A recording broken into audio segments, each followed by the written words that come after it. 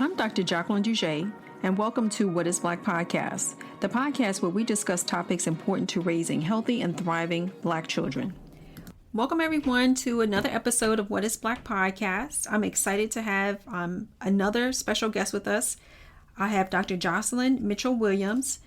Jocelyn is an obstetrician and gynecologist at Cooper University Hospital in Camden, New Jersey, and she's also an assistant professor for the Department of Obstetrics and Gynecology at Cooper University Hospital.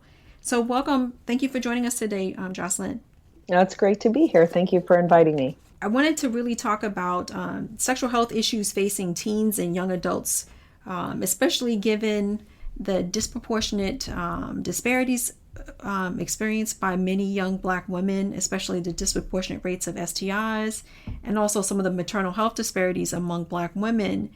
And one of my thoughts is that, maybe if as parents, we can talk more about these, really complex and difficult topics with our young people. Maybe we can empower them and provide our young daughters and young women more support and information about their sexual development and sexual health. So that's why I wanted to speak with Dr. Mitchell-Williams, utilizing some of her expertise.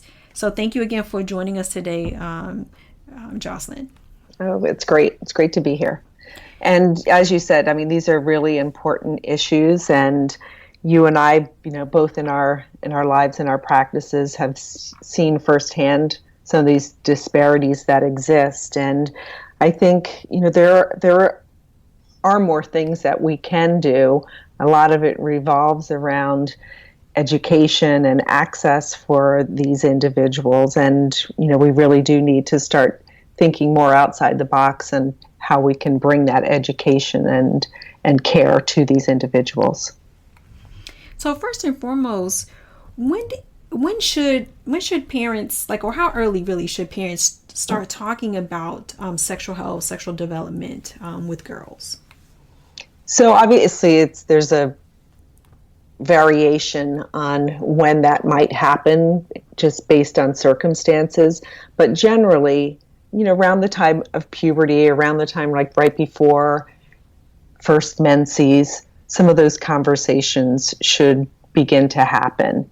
And depending on the rate of development of your daughter, those things might have to come earlier, depending on circumstances, regards to living situations, what people might might encounter, that might also force you to have discussions earlier.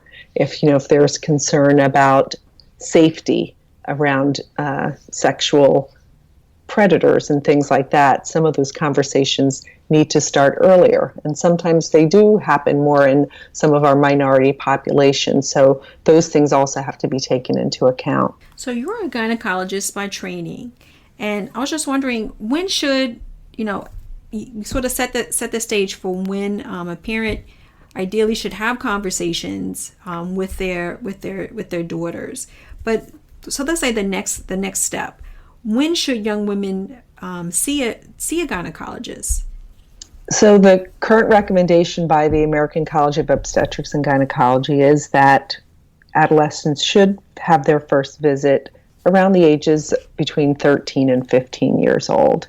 And that's regardless of whether they are sexually active, and that sometimes takes parents by surprise. But if you really think about it, it makes sense, right? Because that's when young women are developing. There's uncertainty about what's going on with their body. They may be having that first menstrual period and not really understanding it and having discomfort. So that's a perfect opportunity to sort of start the physician-patient relationship, so that when other issues do come up, then that teenager is much more comfortable having a more private conversation with a physician. So when a parent takes their daughter to see a gynecologist, what are some of the things they can expect from that visit, from the parent perspective, parent guardian perspective, and from the perspective of the young person that's being seen by the gynecologist? So for the parent, one thing that they should expect, at least if they were a parent bringing a child in to see me, they should expect to be asked to leave the room for part of the conversation. And that's because I personally want to really allow that student to have, or that patient to have the privacy to know that what goes on in the room is completely confidential. And there may be some very private things that they might not want to share with their parents. So I have that discussion up front. That's sort of the first thing that I'll say to a parent when they bring a child in. I like the parents to stay in the room so that I can make sure that I'm really getting a good family history. That might revolve around, a history of bleeding disorders in a family if I'm worried about a patient who's having heavy menstrual cycles or so forth. So to really get that good background that you need to develop a patient's chart, but to let them know up front that they will be asked to leave the room so that we can just have a more private conversation. For the teenager or the adolescent, I want them to know that this doesn't mean that we're going to do any internal examination, right? This is really sort of a developing a relationship. I'm going to ask a lot of questions.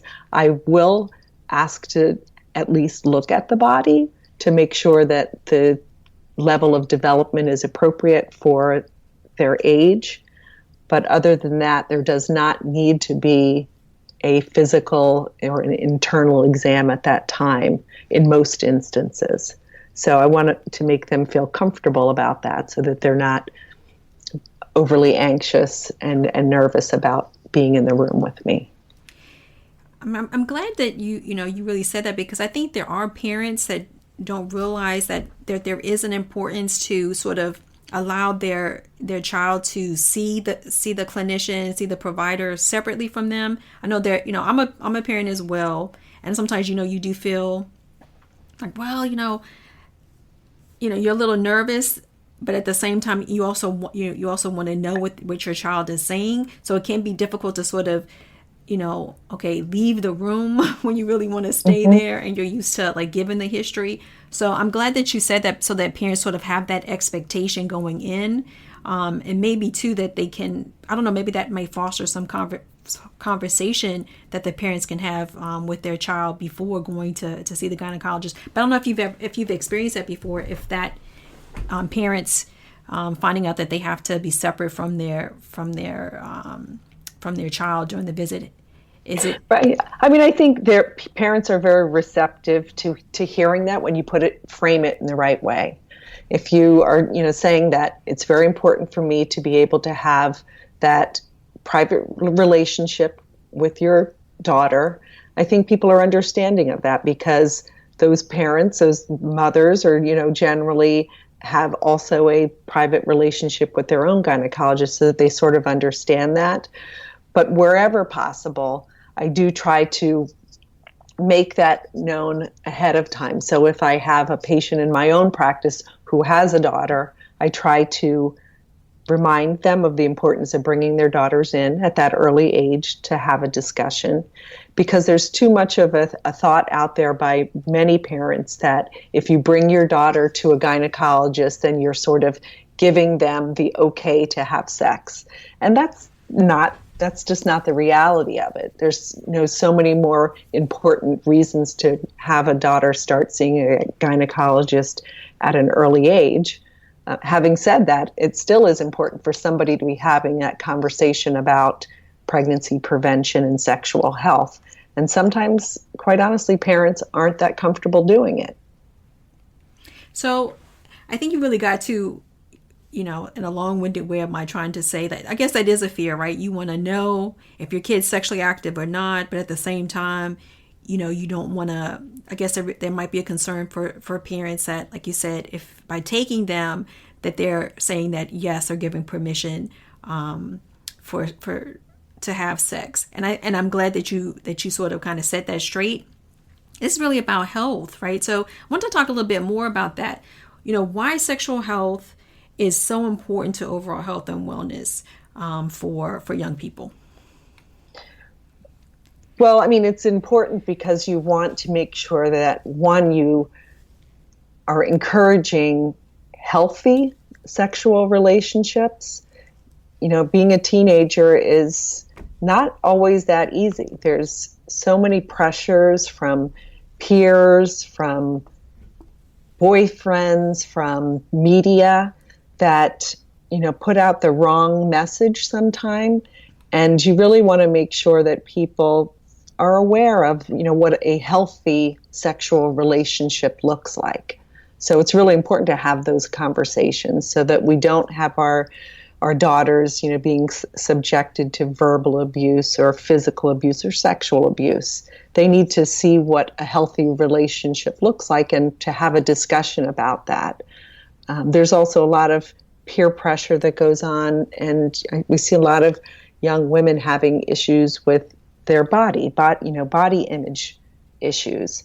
And that can sometimes lead to some inappropriate sexual relationships or behaviors, or, that could then spiral to a downhill thing if, and you have people that are sexually abused at an early age. And so it leads to mental health issues. It leads to eating disorders, body image, and obesity, and all of those kinds of things. So it's really important to hear those things early on in life to help establish what is and what is not appropriate.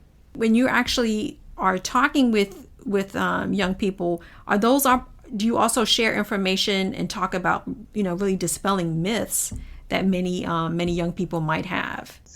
Sometimes what people interpret as sexual acts, or that you can't get an STD from doing this, that, and the other, those are the kinds of conversations that, we often have to have with the younger population.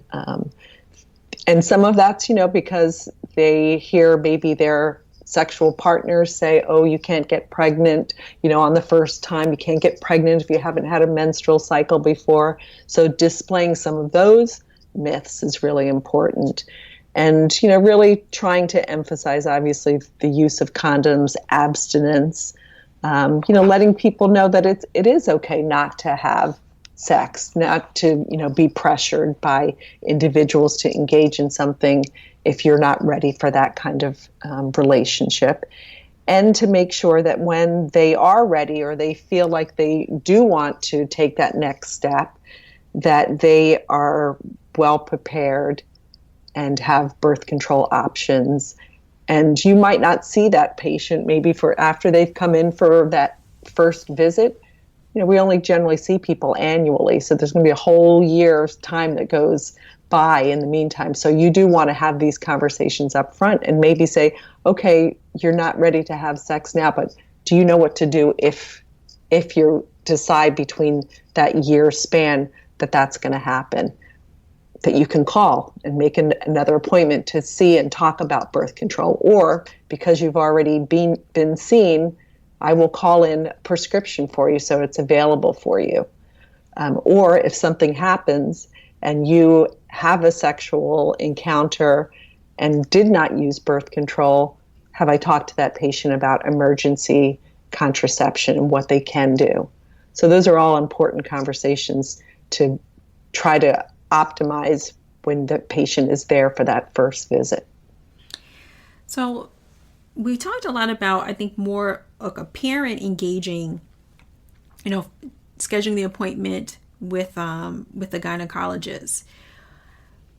In some instances, I know that there's some young people who have parents that may not be as open, right, to the conversation and to make the appointment.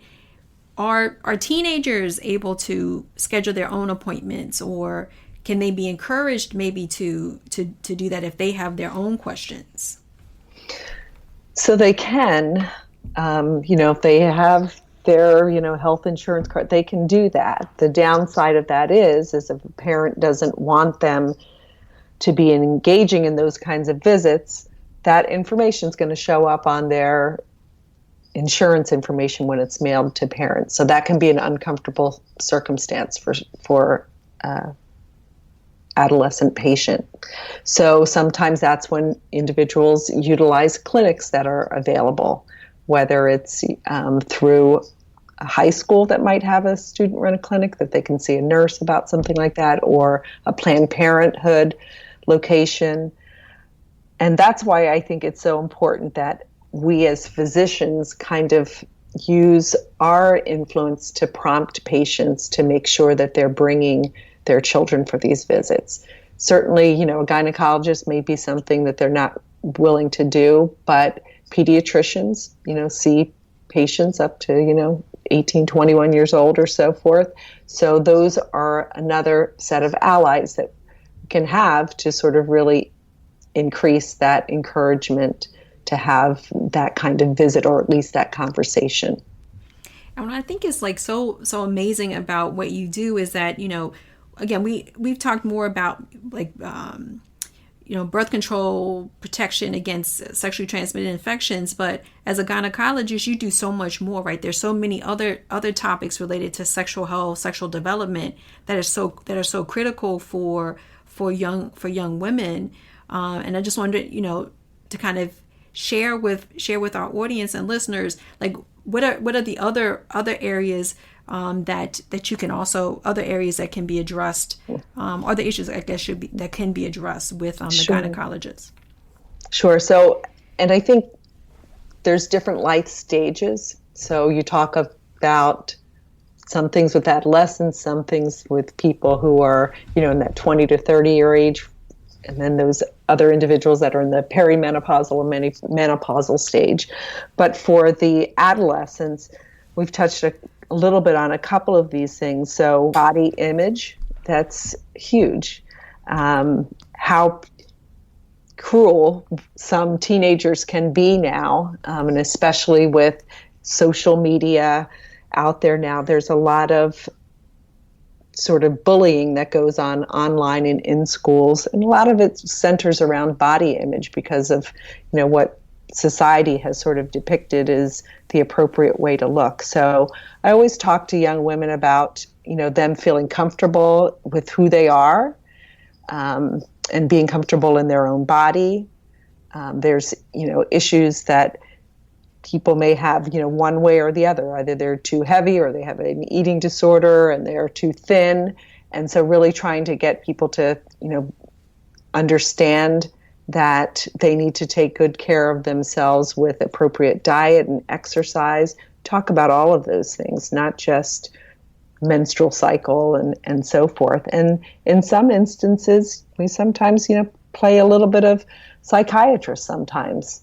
Once you develop a relationship with a physician, it's not that easy to go and sort of repeat those same things back to another new doctor. So, somebody who might have issues with sexual abuse may only want to talk to the gynecologist and not have to share that with another individual.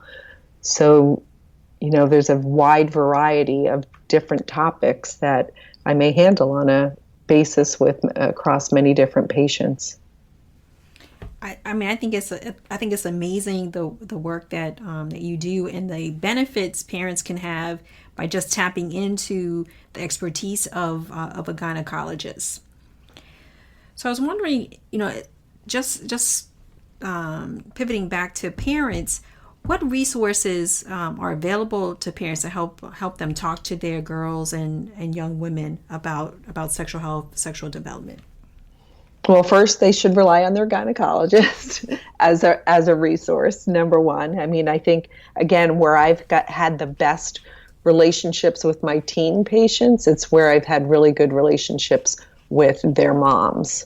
So earning the trust of those parents really allows them to feel comfortable with you talking to their daughters about sexual health. Right. So if you're able to say, I know that you might not agree with, your daughter being sexually active at that time, and maybe she's not, but wouldn't you want her to have that conversation with me that enables her to make the best choices and be as ready and protective as possible at the time.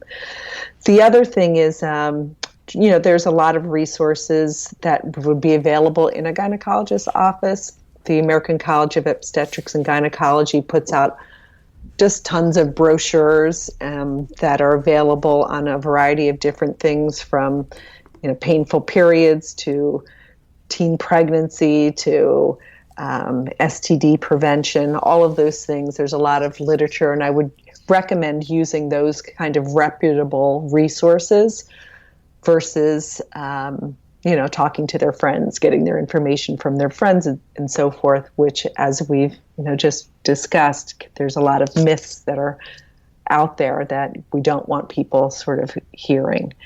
And there's as well as the pamphlets and things that are available, there's a lot of reputable videos that individuals could watch, again, around those societies that are specifically for obstetrics and gynecology education. So I'd recommend using those things, and also utilizing pediatrician. Okay, I like that recommendation as well. Yeah.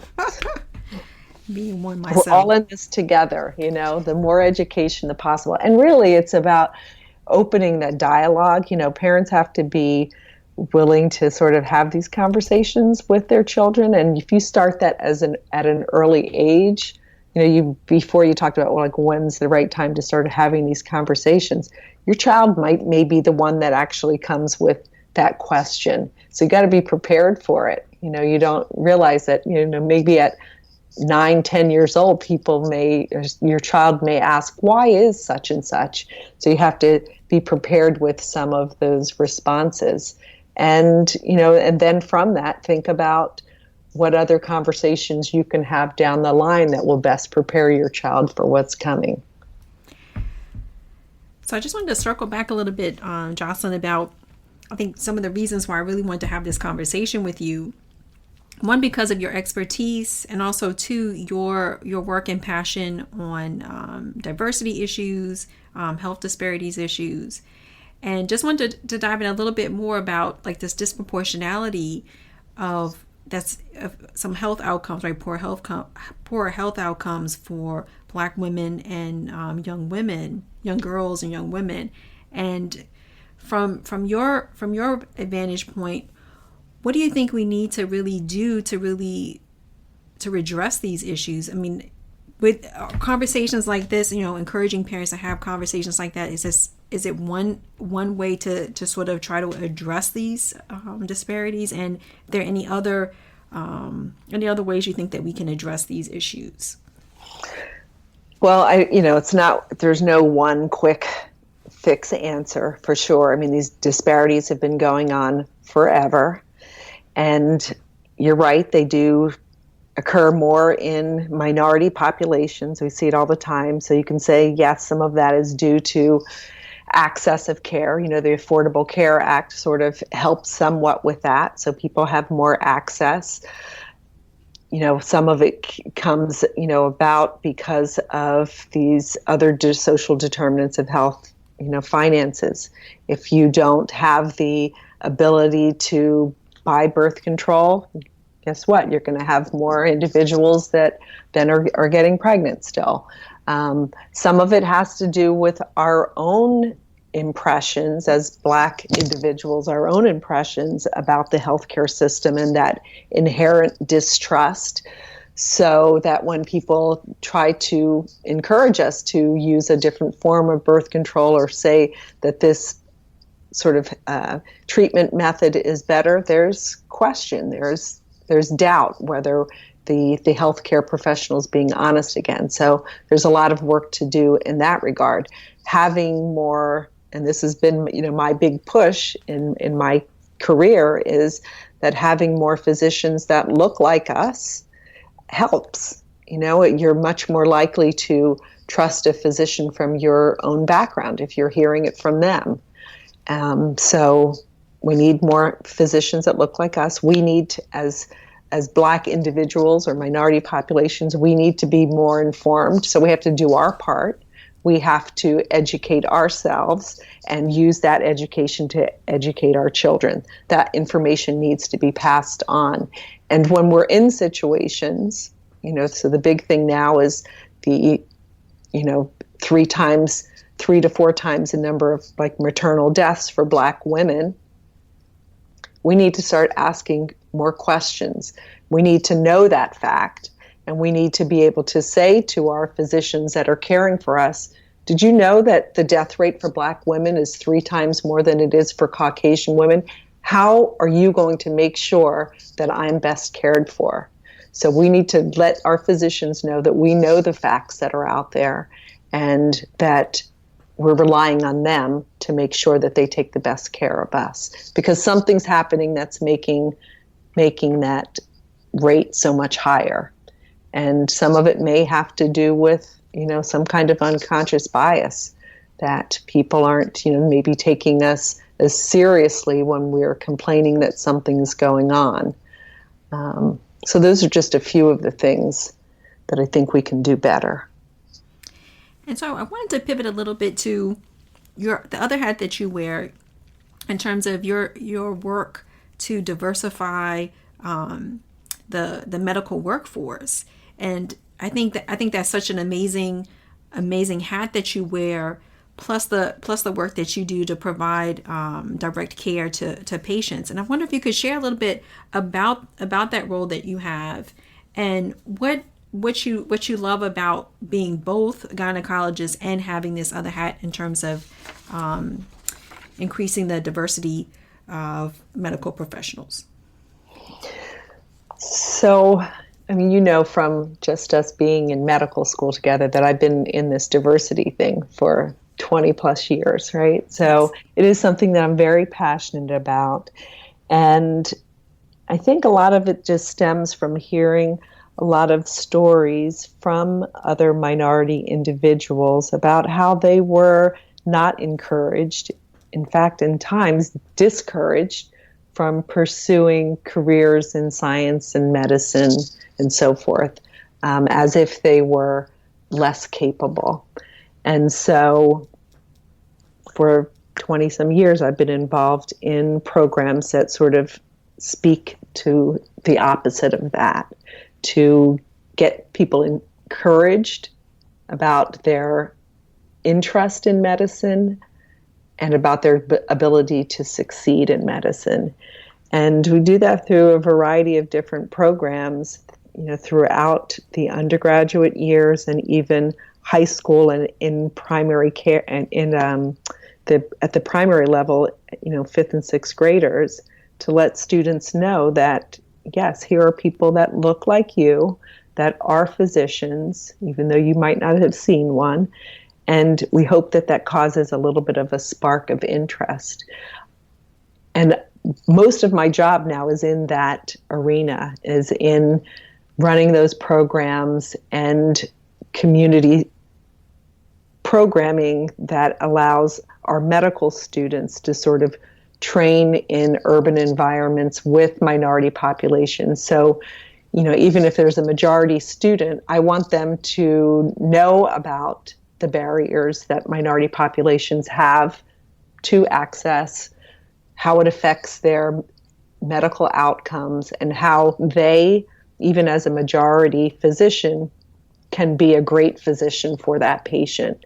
And so that's, being out there in the community, seeing firsthand all of the social determinants of health that they face, whether it's educational or financial, or trauma that they go through living day to day.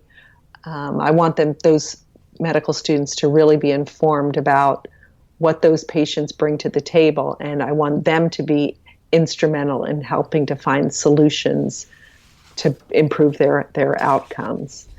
I keep my hand in medicine. I love, taking care of patients, but I think especially it's really important for me to continue to see patients so that my 3rd and 4th year medical students that are underrepresented in medicine see me in that role, because still there's not enough of us out there practicing for them to see that they can also be successful. So this has been a great conversation, Jocelyn. I thank you for all the great things that you do and you will be doing. And I'm hoping that parents that have listened to this episode have at least a little bit more knowledge and feel more comfortable knowing that they can utilize a gynecologist to help them as not only as a resource, but also help improve the health and well-being of their daughters. Well, thank you so much for inviting me to talk, and it's been great reconnecting with you, and I hope to further these conversations. Thanks for joining us this week on What is Black podcast. You can follow us on Instagram, Twitter, and Facebook. And for more information about the podcast, our blogs, and subscribe to our upcoming newsletter, go to our website at whatisblack.co. As always, subscribe to the show to catch every new episode. And don't forget to leave us a review so we can continue to bring you fresh content. Until next time, thank you for listening.